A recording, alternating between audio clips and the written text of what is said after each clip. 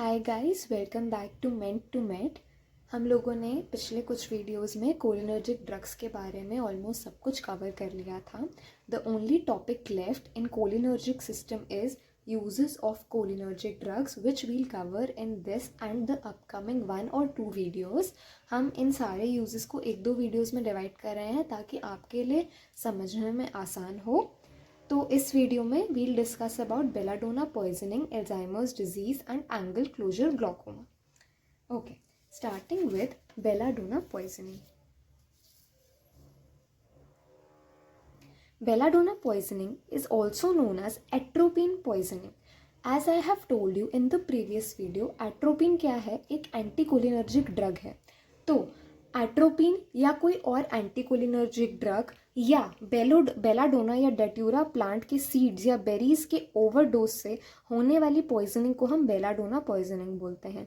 Basically belladonna या दतूरा plant की जो सीड्स और बेरीज होती हैं उनके ओवर कंजम्पशन से एंटीकोलिनर्जिक इफेक्ट्स देखने को मिलते हैं। वही इफेक्ट्स जो कि हमें एट्रोपिन या और कोई एंटीकोलिनर्जिक ड्रग खाने से देखने को मिलते हैं। तो अगर हम कोई भी एंटीकोलिनर्जिक ड्रग का ओवरडोज करेंगे या फिर बेलाडोना दतूरा प्लांट के सीड्स और बेरीज का ओवर कंजम्पशन करेंगे तो हमें बेलाडोना पॉइजनिंग या एट्रोपिन पॉइजनिंग हो सकती है। क्या होता है जब मैंने बता दिया कि इन दोनों एंटीकोलिनर्जिक प्रॉपर्टीज शो करते हैं। तो क्या होगा? एंटीकोलिनर्जिक ड्रग्स क्या होती हैं? M1, M2, M3 ब्लॉकर्स होती हैं, राइट।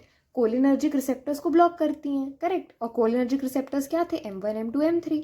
तो M1, M2, M3 को ब्लॉक करेंगी एट्रोपिन या बेलाडोना, जिसकी वजह से एंटीकोलिनर्जिक मैनिफेस्टेशंस देखने को मिलेंगे। एंटीकोलिनर्जिक मैनिफेस्टेशन क्यों देखने को मिलेंगी? क्योंकि हमने कोलिनर्जिक रिसेप्टर्स को तो ब्लॉक कर दिया, तो ऑपोजिट टू कोलिनर्जिक सिम्टम्स देखने को मिलेंगे। Opposite to cholinergic means anticholinergic symptoms देखने को मिलेंगे। अब ये एंटीकोलिनर्जिक सिम्टम्स हैं क्या जो कि हमें बेलाडोना पॉइजनिंग या एट्रोपिन पॉइजनिंग में देखने को मिलेंगे? ये याद करने के लिए एक बहुत फेमस डायग्राम है। Dry as a bone, red as a beet, hot as a hare, mad as a hatter and blind as a bat. हमें इससे क्या याद रखना है? ड्राई एज अ बोन से हमें ये याद रखना है कि एक बोन की तरह ड्राई हो जाता है हमारे म्यूकस मेम्ब्रेन्स या माउथ।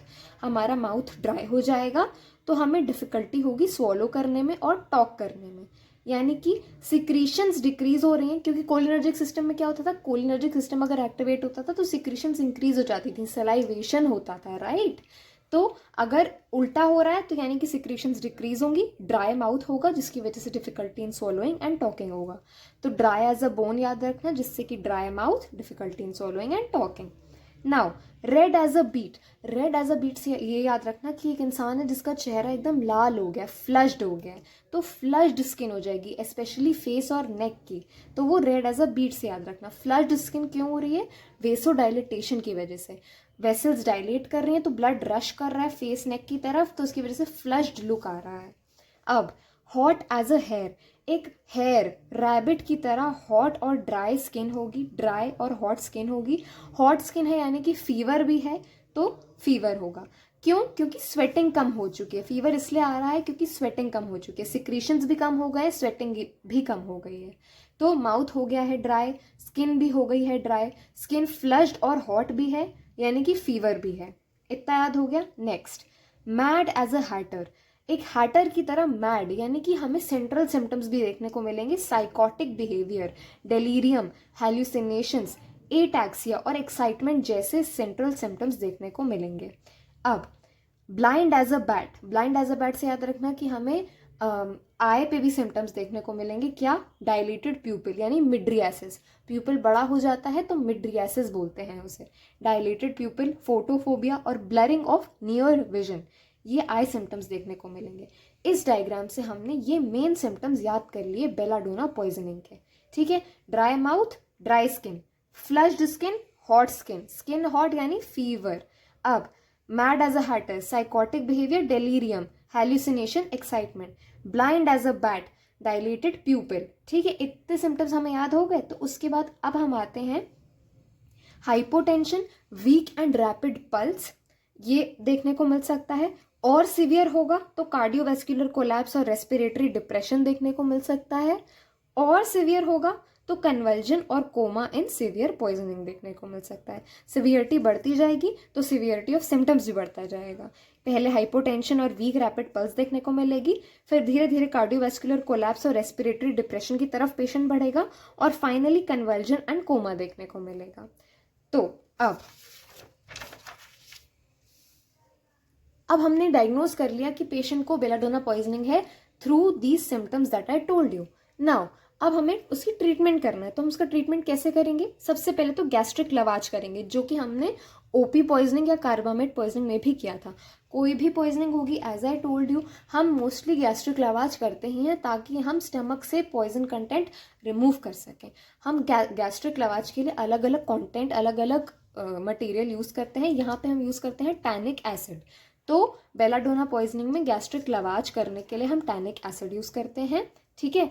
इसके अलावा patient should be kept in a dark quiet room ताकि वो रिलैक्स कर सके, उसके आई सिम्टम्स थोड़े से रिलीव हो सकें, उसके सेंट्रल सिम्टम्स थोड़े से रिलीव हो सकें, जो उसका एक्साइटमेंट, डेलीरियम, हेलुसिनेशंस हो रहे हैं, उनको थोड़ा सा रिलैक्सेशन मिल सके। कोल्ड स्पॉन्जिंग और ice bags for reducing body temperature. मैंने बताया था कि फीवर होगा तो उसकी वजह से हम कोल्ड स्पॉन्जिंग और आइस बैग्स देंगे।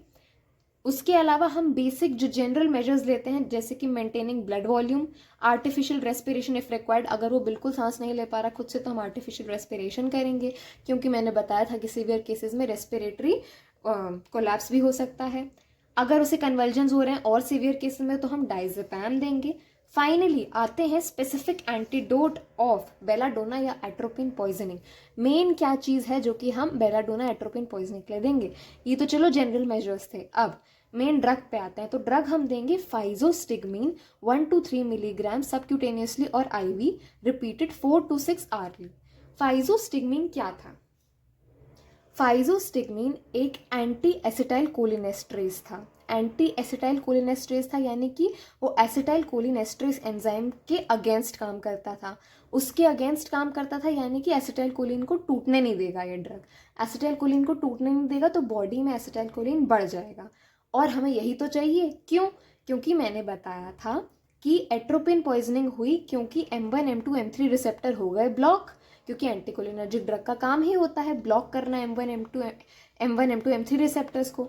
तो अब इन्हीं रिसेप्टर्स को वापस से स्टिम्युलेट करने के लिए हमें ज़रूरत है एसिटाइल कोलिन की। एसिटाइल कोलिन हम कैसे बढ़ा सकते हैं? एंटी एसिटाइल कोलिनेस्ट्रेज की मदद से, जो कि है फाइजोस्टिगमीन।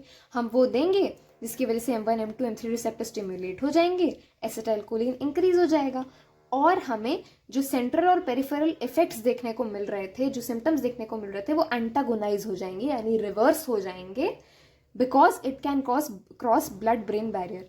फाइजोस्टिगमीन की खास बात ये होती है कि ये 50% सेंट्रल सिस्टम्स को रिलीव करता है और 50% पेरिफेरल सिम्टम्स को रिलीव, यानी कि एकदम लेमैन भाषा में बोलूं तो ड्रग का आधा हिस्सा ब्रेन में जाके सेंट्रल साइड इफ़ेक्ट्स को रिलीव करेगा और आधा हिस्सा पेरिफेरल साइड इफ़ेक्ट्स को रिलीव करेगा। तो अगर ऐसी कोई डिजीज़ है जिसमें हमें सिर्फ सेंट्रल इफ़ेक्ट्स को रिलीव करना है तो हमें फाइजोस्टिगमीन प्रेफरेबल नहीं होगी, हमें कोई ऐसी ड्रग देनी पड़ेगी जो ज़्यादा से ज़्यादा ब्लड ब्रेन बैरियर को क्रॉस करे और ज़्यादा से ज़्यादा ब्रेन में पहुँचे, ताकि सेंट्रल सिम्टम्स अच्छे से रिलीव हो पाएँ। यहाँ तो हमें दोनों रिलीव करने थे ना, पेरिफेरल सिम्टम्स भी और सेंट्रल सिम्टम्स भी, इसलिए ड्रग ऑफ चॉइस फाइजोस्टिगमीन था। बट आगे हम देखेंगे जैसे कि एल्जाइमर्स डिजीज़ में, उसमें हमें सिर्फ सेंट्रल सिम्टम्स देखने को मिल रहे हैं, तो उसमें ड्रग ऑफ चॉइस फाइजोस्टिगमीन नहीं होगा। उसमें हम ऐसी ड्रग यूज़ करेंगे जो कि ज़्यादा से ज़्यादा 90% 99% ब्रेन तक जाए और पेरिफेरल सिम्टम्स कम से कम दिखाए। Coming to the next use of cholinergic drugs, Alzheimer's disease. Alzheimer's disease के बारे में सबने कभी ना कभी सुना होगा। एकदम लेमैन भाषा में बोलें तो एल्जाइमर्स डिजीज़ से लोग यही समझते हैं कि ये एक भूलने की बीमारी है जो कि यूजुअली ओल्ड एज में होती है, ठीक है। तो अगर हम इसे और ढंग से समझें तो एल्जाइमर्स डिजीज़ एक न्यूरो डीजेनरेटिव डिसऑर्डर है, यानी नर्वस सिस्टम का डीजेनरेटिव डिसऑर्डर है, करेक्ट, जिसमें प्राइमरीली कोलिनर्जिक न्यूरॉन्स अफेक्ट होते हैं, यानी कि नर्वस सिस्टम में कुछ तो डीजेनरेट हो रहा है जिसकी वजह से डिसऑर्डर हो रहा है कॉल्ड एल्जाइमर्स डिजीज़। क्या डीजेनरेट हो रहा है? न्यूरॉन्स डीजेनरेट हो रहे हैं। प्राइमरीली कौन से न्यूरॉन्स डीजेनरेट हो रहे हैं? कोलिनर्जिक न्यूरॉन्स डीजेनरेट हो रहे हैं। यानी कोलिनर्जिक न्यूरॉन्स अगर डिजेनरेट होंगे तो हमें कोलिनर्जिक इफेक्ट्स बॉडी में देखने को नहीं मिलेंगे, तो हमें एंटी कोलिनर्जिक इफेक्ट्स देखने को मिलेंगे, राइट। तो मेनली इसका इफेक्ट किस पे पड़ता है? मेमोरी पे। मेमोरी पे इस चीज़ का नेगेटिव इफेक्ट पड़ता है, तो इंसान धीरे धीरे करके भूलने लगता है, और ये प्रोग्रेसिव डिजीज़ है, धीरे धीरे करके ये वर्स होती चली जाती है। तो हम मेमोरी को इम्प्रूव कैसे कर सकते हैं? By increasing the content of acetyl choline, जो कि कम हो चुका है क्योंकि कोलिनर्जिक न्यूरॉन्स डीजेनरेट हो गए हैं। तो अब एसिटाइल कोलिन का कंटेंट हम इंक्रीज कैसे कर सकते हैं? हमने पिछले ही डिजीज पॉइजनिंग में डिस्कस किया था, बाय गिविंग एंटी एसिटाइल कोलिनेस्ट्रेस, ठीक है। और कैसे एंटी एसिटाइल कोलिनेस्ट्रेस? ऐसे एंटी एसिटाइल कोलिनेस्ट्रेस जो कि ब्लड ब्रेन बैरियर को क्रॉस कर सकें। मैंने बताया था क्लासिफिकेशन के टाइम पे कि जो एंटी एसिटाइल कोलिनेस्ट्रेस होते हैं वो दो तरीके के होते हैं, lipid soluble and water soluble. Lipid soluble जो होते हैं वो ब्लड ब्रेन बैरियर को क्रॉस कर लेते हैं, और वाटर सॉल्यूबल जो होते हैं वो ब्लड ब्रेन बैरियर को क्रॉस नहीं कर पाते, ठीक है। यानी कि अल्जाइमर्स डिजीज में वाटर सॉल्यूबल पाइरिडोस्टिग्मीन, एड्रोफोनियम, नियोस्टिग्मीन, पेन से याद किया था हमने, ये काम नहीं आएंगे। काम क्या आएंगे? लिपिड सॉल्यूबल काम आएंगे, ठीक है, जैसे कि फाइजोस्टिग्मीन, रिवास्टिग्मीन, टैक्रीन, डोनापेजेल, गैलेंटामिन। अब मैंने 5 ही मिनट पहले बताया था कि फाइजोस्टिग्मीन इतना ज़्यादा ड्रग ऑफ चॉइस नहीं होगा अल्जाइमर्स डिजीज़ में। क्यों? ये अभी हम डिस्कस करेंगे। इतना आपको समझ में आ गया कि अल्जाइमर्स डिजीज़ एक न्यूरो डिजेनरेटिव डिसऑर्डर है जिसमें कोलिनर्जिक न्यूरॉन्स डिजेनरेट हो रहे हैं, जिसकी वजह से एंटी कोलिनर्जिक इफेक्ट्स देखने को मिल रहे हैं, और मेमोरी अफेक्ट हो रही है, नेगेटिवली अफेक्ट हो रही है, राइट। अब हमें मेमोरी को इम्प्रूव करना है तो हमें एसिटाइल कोलिन को बढ़ाना पड़ेगा। एसिटाइल कोलिन को बढ़ाने के लिए हमें एंटी कोलिनेस्ट्रेसेस देने पड़ेंगे। कैसे एंटी कोलिनेस्ट्रेसेस? जो कि लिपिड सॉल्यूबल हों। क्यों? क्योंकि लिपिड सॉल्यूबल एंटी कोलिनेस्ट्रेसेस ही ब्लड ब्रेन बैरियर को क्रॉस कर पाते हैं। ब्लड ब्रेन बैरियर को क्रॉस करेगा तभी तो दिमाग में जाएगा और सेंट्रल सिम्टम्स जैसे कि मेमोरी को इम्प्रूव करेगा। तो अब हम इन्हीं से डील करेंगे, ना कि इन वाटर सॉल्यूबल से। नाउ कमिंग बैक, तो मैंने बोला फाइजोस्टिग्मीन जो है एक लिपिड सॉल्यूबल एंटीकोलिनेस्ट्रेस है, ठीक है। बट ये 50% ब्रेन में जाती है, 50% पेरिफेरल एक्शंस दिखाती है ऑन M1, M2, M3। अब M1 पे एक्शन दिखाएगी तो एसिडिटी हो जाएगी क्योंकि M1 होता है पेट में, M2 हार्ट में होता है, ब्रैडिकार्डिया दिखाएगी, M3 अदर ऑर्गन्स और मसल्स में होता है तो डायरिया, बेसिकली कॉमनली डायरिया देखने को मिलेगा। और ये सब अनफेवरेबल चीज़ें हैं जो एक साइड इफेक्ट की तरह काम कर रही हैं, राइट। हमें ये नहीं चाहिए, हमें ऐसी ड्रग चाहिए जो कि ज़्यादा से ज़्यादा ब्रेन में जाए और कोई पेरिफेरल साइड इफेक्ट ना दिखाए। तो physostigmine will improve memory, no doubt, because of 50% तो ब्रेन में जा रही है, but because of peripheral side effects we don't use it. अब we want a lipid soluble drug which enters the brain almost completely there. So drug of choice was Tacrine, old, and now it has been replaced by better alternatives, donepezil, rivastigmine and galantamine, new, ठीक है। ऐसा क्यों हुआ? देखो, सबसे पहले तो टैक्रीन को क्यों चूज किया गया था ड्रग ऑफ चॉइस, पहले ये जानो। टैक्रीन जो है एक रिवर्सिबल एंटी एसिटाइल कोलिनेस्ट्रेस है, तो which is favourable, we don't want कि परमानेंटली हम ब्लॉक कर दें एसिटाइल कोलिनेस्ट्रेस को, ठीक है, तो रिवर्सिबल है। दूसरी चीज़, 99% of the drug enters the brain, very good. So हमको बहुत अच्छा मेमोरी में इंप्रूवमेंट देखने को मिला with the use of tacrine, जिसकी वजह से it remain drug of choice for many year. But ऐसा क्या हुआ कि इसे रिप्लेस किया गया बाय डोनापेजेल, रिवास्टिग्मीन एंड गैलेंटामिन। इसमें ऐसी कुछ तो कमी होगी, ठीक है। तो वो क्या था कि टैक्रीन जो है एक शॉर्ट एक्टिंग ड्रग है, जिसकी वजह से इसे दिन में कई बार देना पड़ता है पेशेंट को। दूसरी बात, it showed hepatotoxicity which is a severe side effect, ठीक है। तो हम नहीं चाहते हमारी कोई भी ड्रग हेपेटोटॉक्सिसिटी दिखाए, यानी टॉक्सिसिटी टुवर्ड्स द लिवर, ठीक है। अब इन न्यू ऑल्टरनेटिव्स में ऐसी क्या खास बात थी? ये रिवर्सिबल तो थे ही थे, साथ में 99% ड्रग एंटर्स द ब्रेन भी करती थी, बट इसके साथ साथ इसने जो इसकी कमियां थी उसको भी पूरा किया, यानी कि ये लॉन्गर एक्टिंग थी, इसलिए पेशेंट को सिर्फ दिन में 1 से 2 बार लेना पड़ता था, और ये हेपेटोटॉक्सिक भी नहीं थी। So these alternatives are very good and are used now, okay. अब वो पॉइंट जो हमने ऑलरेडी पढ़ लिया, एक बार हम रिपीट करते हैं कि पायरिडोस्टिग्मीन, नियोस्टिग्मीन और एड्रोफोनियम जो हैं वाटर सोल्यूबल रिवर्सिबल एंटीकोलिनेस्ट्रेसेस हैं, hence can not cross blood brain barrier, क्योंकि सिर्फ lipid soluble blood brain barrier को क्रॉस करते हैं. Therefore not useful in Alzheimer's, because Alzheimer's में सेंट्रल सिम्टम्स देखने को मिलते हैं, मेमोरी देखने को मिलता है, मेमोरी लॉस. तो हमें ऐसी ड्रग चाहिए जो कि 99% ब्रेन को क्रॉस करे. ठीक है, तो we are done with belladonna poisoning, Alzheimer's disease. Now we are left with angle closure glaucoma. Angle closure glaucoma के बारे में हमने प्रीवियस वीडियोस में काफ़ी हद तक पढ़ लिया है, क्योंकि जब मैंने पढ़ाया था effects of cholinergic drug on the body, तो I told you about effect of cholinergic drug on the eye. मैंने बताया था कि आई में होता है M3 रिसेप्टर. तो अब आई में आइरिस है, ठीक है, और इसके साथ ही साथ में है सिलियरी मसल. ठीक, आइरिस में प्रेजेंट है दो तरीके की muscle, dilator pupillae and sphincter pupillae. Dilator pupillae के कॉन्ट्रैक्शन से होता है मिड्रियासिस और रिलैक्सेशन से होता है मियोसिस. स्फिंक्टर प्यूपिले के कॉन्ट्रैक्शन से एग्जैक्ट उल्टा होता है, मियोसिस और रिलैक्सेशन से होता है मिड्रियासिस. अब इसको डिटेल में मैं अपनी वीडियो में ऑलरेडी समझा चुकी हूँ, तो मैं इसको दोबारा नहीं समझाऊंगी. You can please refer to my video. इसका कंक्लूजन ये निकला था कि कोलिनर्जिक ड्रग्स बीइंग पैरासिम्पैथोमाइमेटिक यानी पैरासिम्पैथेटिक सिस्टम को कॉपी करती हैं, तो ये स्फिंक्टर प्यूपिले को कॉन्ट्रैक्ट करती हैं, जो कि एक आइरिस की मसल है. स्फिंक्टर प्यूपिले के कॉन्ट्रैक्शन से क्या होता है, मियोसिस होता है. तो कोलिनर्जिक ड्रग ली, स्फिंक्टर प्यूपिले कॉन्ट्रैक्ट हुआ, जिसकी वजह से हुआ मियोसिस. मियोसिस यानी प्यूपिल हो गया छोटा. ठीक, सिलियरी मसल पे क्या इफेक्ट होता है इसका, cholinergic drugs contract ciliary muscle, जिसकी वजह से ट्रैबिक्युलर मेशवर्क ओपन हो जाता था. ये देखो, ये सिलियरी मसल कॉन्ट्रैक्ट हुई, आइरिस पुल बैक हो जाता है, एंगल इंक्रीज हो जाता है, तो ट्रैबिक्युलर मेशवर्क यानी छेद खुल जाते हैं, जिसकी वजह से एक्वस ह्यूमर का आउटफ्लो बढ़ जाता है और इंट्राओक्यूलर टेंशन रिड्यूस हो जाता है.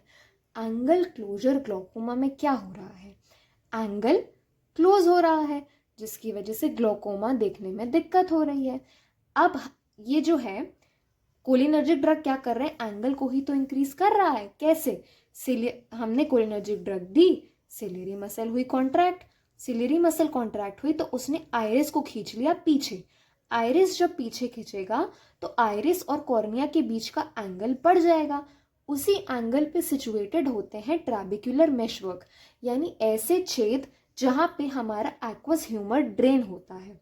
और ये ड्रेन होना ज़रूरी है ताकि इंट्राओक्यूलर टेंशन मेंटेन रहे, ना ज़्यादा हो ना कम हो.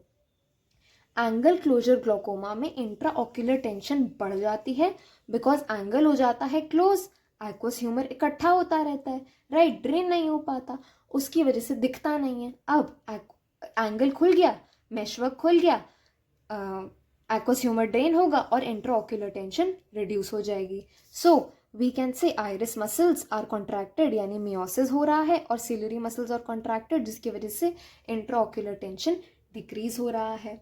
हमने ये भी पढ़ा था क्लासिफिकेशन के टाइम पे कि कोलिनर्जिक ड्रग्स में से पाइलोकार्पिन जो है स्पेशली, जो कि कोलिनर्जिक एगोनिस्ट है, ये बहुत काम आती है एंगल क्लोजर ग्लोकोमा में, क्योंकि एक तो ये M3 रिसेप्टर पे एक्ट करती है, ठीक है, जो कि आई में प्रेजेंट है.